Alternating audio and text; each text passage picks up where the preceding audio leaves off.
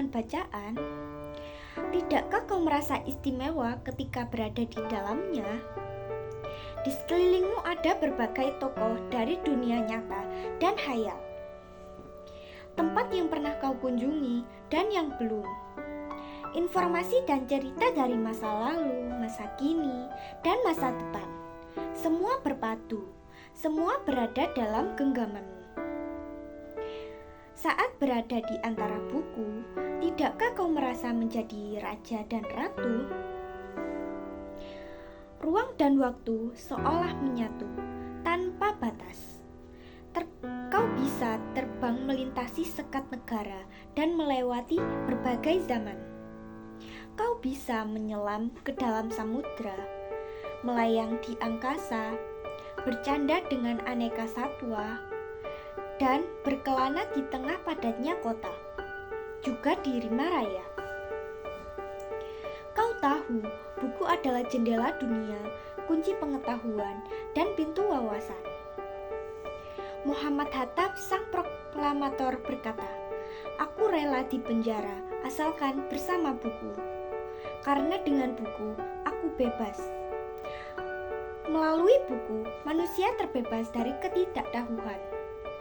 Tempat-tempat yang dipenuhi buku adalah harapan berkembangnya pengetahuan dan wawasan.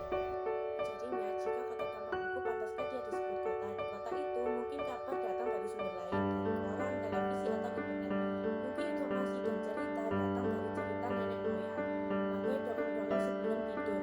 Irama warganya pun tiada beda, bangun pagi, bertebaran di muka bumi untuk berbagai keperluan, untuk kembali pulang siang atau sore harinya. Setelah itu mereka berangkat tidur dan memulai lagi harinya berikutnya, semua serupa.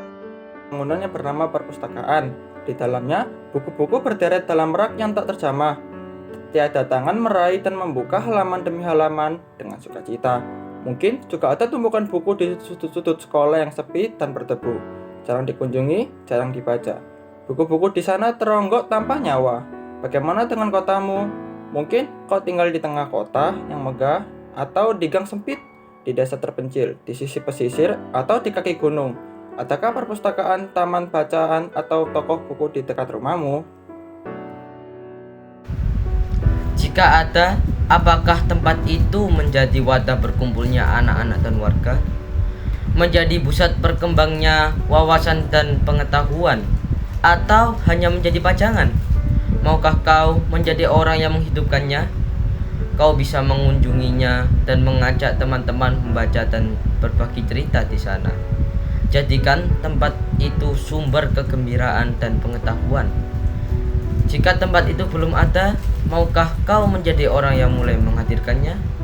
Kau bisa memulainya dari sebuah sudut di teras rumahmu. Ajak teman-temanmu memulai langkah baru. Jangan biarkan waktu berlalu tanpa buku. Siapapun dirimu, bersahabatlah dengan buku. Dia akan menjadi teman setiamu sepanjang waktu.